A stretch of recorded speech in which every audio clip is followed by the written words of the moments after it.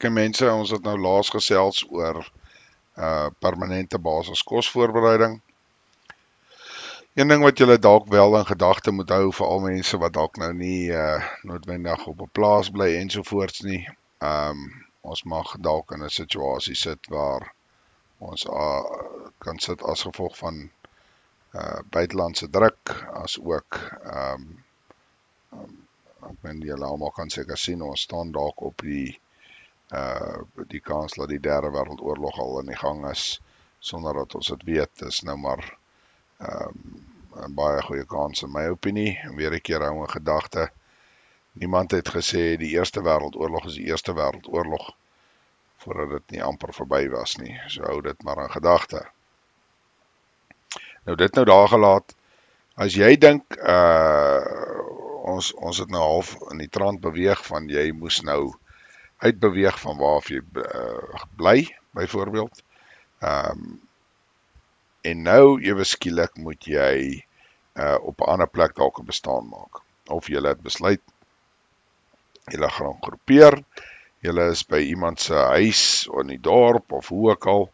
Hopelik is dit iemand wat sy huis 'n bietjie beter beskerming het en jy moet nou opeindig om jy weet die goed het nou half bietjie gekalmeer, maar dit het nou op 'n baie slegte ding afgestuur op die einde van die dag, waar jy nou sit met 'n scenario waar daar's nie kos op die rakke nie, jy moet nou ewe skielik ergens kos kry, en water natuurlik. So, ons het al voorheen watervoorbereiding gedek, ons het nou permanente kosvoorbereiding gedek, maar onthou nou, as daar nie 'n fabriek is wat byvoorbeeld vir jou pasta en spaghetti kan maak nie, het jy 'n plan om dit te maak, byvoorbeeld? As jy nie 'n plan het om dit te maak nie, wat gaan jy eet? Het jy 'n plan daarvoor? So een ding wat jy moet in gedagte hou, wat deel is van jou permanente voorbereiding, ons het dit al genoem, ek gaan dit weer noem, die saad wat jy moet voorberei. Maar nou weer, jy weet, om saad in die grond te sit is een ding, om dit te bewerk en aan die gang te hou, sonder iets soos gifmiddels en die goed wat hulle op die goed spuit, wat anyway, ons nie weer in die hande gaan kry nie, wat eintlik maar 'n goeie ding is, want ek dink baie van daai goed is maar so toksies vir ons weet dit maar net nie. Maar dit nou daar gelaat, dis 'n hele ander gesprek by homself. Het jy die vermoë om te kan tuin maak? So, en waarmee dit gepaard gaan, is nie so seer, jy weet, hoe moet die plantjie werk en al daai goed nie. Natuurlik is dit belangrik, maar daar is dan 'n redelike instruksie op die pakkie van hoe dit werk. Wat dit belangrik raak is, het jy die implement om wel die plantjie groot te kan kry. En wat ek bedoel met implement, as jy nou 'n kleinerige groepering is dit nou nie nodig vir trekkers en ploë en al hierdie ingewikkelde goed noodwendig nie. Jy kan jouself aan die gang hou met 'n redelike ordentlike groentetuintjie, maar het jy 'n geraaf? Het jy 'n spitvark? Het jy genoeg mense om byvoorbeeld al die onkruid uit te trek? Het jy iemand wat nou nie bang is vir 'n hele paar tipe goggas nie, 'n kewer of 6 of 'n wurm of 8, want op die einde van die dag moet hierdie goed nou met die hand afgehaal word. En nou eindig jy op wat dit help nie, jy's grillerig daaroor nie, want op die einde van die dag gaan dit ook nie veel help nie. Dis baie belangrik om hierdie konsep te verstaan en ook op die einde van die dag dit deel te maak van jou prepping. So as jy nou vat byvoorbeeld 'n graaf en 'n vurk en miskien 'n hark of wat ook al, jy kan nou natuurlik vir jou van daai klein tuin groentestelletjies wat jy nou kan koop, insit die ou klein graafie en die ou klein vurkie en al daai goeters, maar verstaan, dan gaan jy nou 'n baie klein tuintjie ook hê. Dis belangrik. Weer 'n keer, ek is uit en uit glo ek op groepering, want jy is 'n familie ook. Dis maar moeilik om iets in die grond te sit en om wel skoon te hou en seker te maak daai plant dra op die einde vir jou 'n vrug of 'n tomaatie of 'n mielie of 'n boontjie of hoe ook al. Is baie belangrik, want op die einde van die dag moet ons dan baie mooi besef.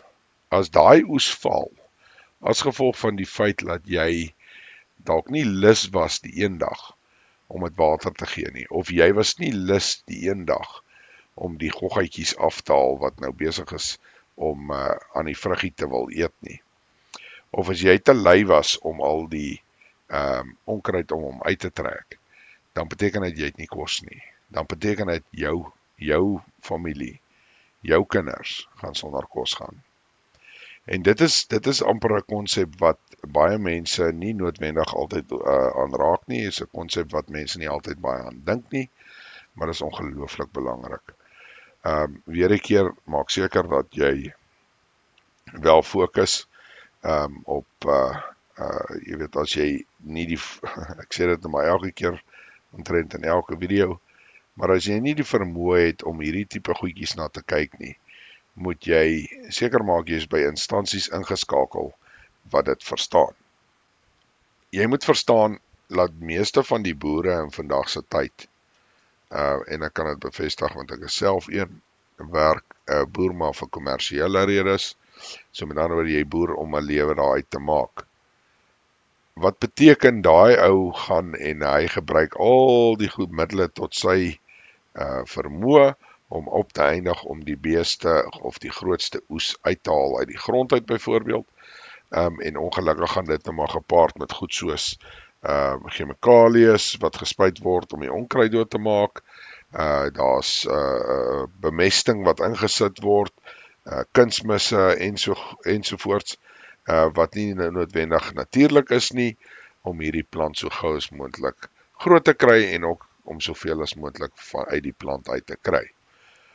Selfs maar met die diere, jy weet die skape word gevoer, om binne 'n kwessie van 6 maande omtrent die gewig aan te sit wat hy in 'n gewone tydperk of, soos wat die mense nou sal sê, hy's nou uit en uit grass-fed, sit hulle daai gewig aan binne in 'n kwessie van 6 maande wat hy in 'n jaar sal aansit. So 'n mens moet hierdie tipe goedjies in gedagte hou. Jy weet, jy gaan nie noodwendig daai goed meer kry nie. Wat ek ook dink is eintlik maar 'n goeie ding, want soos ek sê, meeste van hierdie goed is eintlik maar dit maak ons eintlik baie sleg vir ons, in my opinie. As jy regtig iets wil soek wat organies is, ek weet baie ouens of mense koop hierdie goed in die winkels en dan dink hulle dis organies, moenie jou babbel bars nie hoor. Daar's baie min mense wat ek weet wat organies boer. Daar's altyd hulle produkte word gevat en verkoop as organies, maar dit is nie organies nie. Enige dier byvoorbeeld, stupid voorbeeld, wat 'n lek kry om beter prestasie uit hom uit te kry, is nie grass-fed nie. Of mense dit nou wil erken of nie, dit is die realiteit. Daar is sekere komponente wat in daai lekke is, wat hy nie noodwendig uit die, jy weet, dis 'n byvoeding. So dit is maar net die realiteit. Daar is nie 'n ding soos 100% grass-fed nie, daar is maar altyd iets wat inkom. En die ouens onthou, ek weet is nou maar 'n bietjie van 'n les, en dis nou nie eintlik die intensie nie, maar mense moet verstaan, byvoorbeeld as jy 'n skaap wil so groot maak, soos wat ek nou vroeër van gepraat het, dan moet hy geënt word met 'n entstof wat moet keer dat hy nie bloednier kry nie. Hy kry bloednier as gevolg van die feit, hy gaan dood van bloednier eerstens, maar hy kry bloednier as gevolg van die feit dat hy te vinnig eet. So as jy nou weet wat jou niere vir jou doen as 'n mens byvoorbeeld, is maar dieselfde in diere, dit verwyder die gifstowwe, jy kan self die aanname daarmee maak, of daarvan maak. Daar gaan waarskynlik mense wees wat met my verskil, maar ja, dit is die realiteite.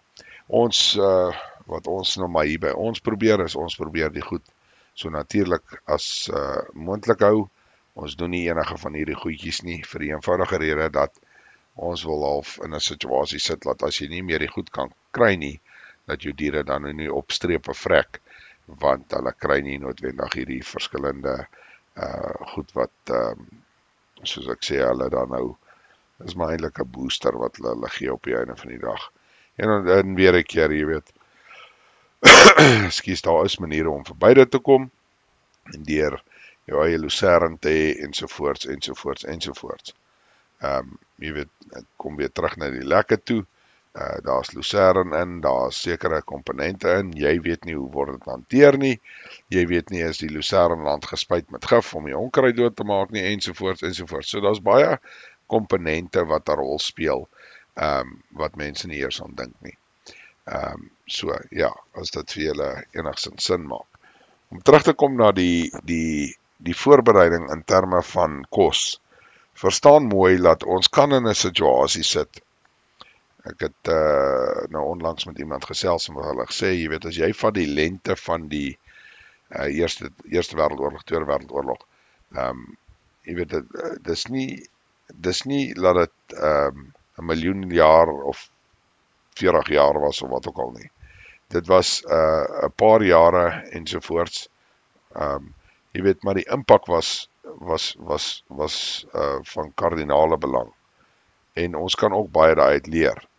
Hulle het inisiatiewe gedryf byvoorbeeld met die Tweede Wêreldoorlog, dat elke persoon moet probeer om sy eie tuintjie te maak, en hulle het saad voorsien ensovoorts. Julle kan maar die navorsing gaan doen rondom dit. En dit was juis om jou te voed en jou buurman. So dis belangrik dat jy dan besef jy het wel die sekere of die nodige toerusting om wel hierdie tuintjie te kan bedryf en die nodige mannekrag om die tuin aan die gang te hou. Dis hoekom ek uit en uit maar glo in die groepering. Jy weet, as jy dink jy's 2 families byvoorbeeld, en kom ons sê tussen die 2 families het jy kom argumentsonthaalwe 5 of 6 kinders. Al hierdie goedjies speel 'n rol. So jou kind gaan ook nie sit op hulle fone en voor die TV-speletjies ensovoorts nie, want weer 'n keer, as hierdie ding val, omdat 'n sekere persoon nie gedoen het wat hy moes nie, kan dit jou lewe kos, want nou het jy nie meer kos nie. So mens moet verstaan die ernstigheid van hierdie situasie, en seker maak dat jy wel, jy weet, voorberei vir wat dalk voor kan lê. Ek het maar 'n gesegde by my, let's plan for the worst and pray for the best. Nie hope for the best nie, we pray for the best. So dit behoort julle indikasie te gee om te sê, maak maar seker jy het hierdie toerusting in plek. Weer 'n keer mense, as daar enige vrae is, julle is welkom om my te kontak. Ek dink ek op die vorige video gesê, jy kan my enige tyd bel. Ek vra wel dat jy my maar kontak op WhatsApp met stemnota of 'n getikte boodskap, maak jy regtig saak nie. Is maar ongelukkig hier waar ons is daar nie altyd die beste opvangs nie. Alles hardloop maar deur die wifi. En maar dit veroorsaak dat 'n mens dan nou net regtig kan werk deur goed soos WhatsApp en Telegram ensovoorts. So my is meer as welkom my te kontak.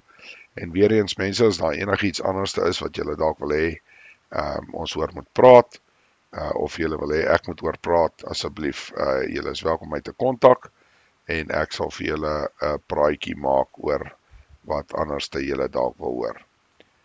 Okay, julle, lekker dag.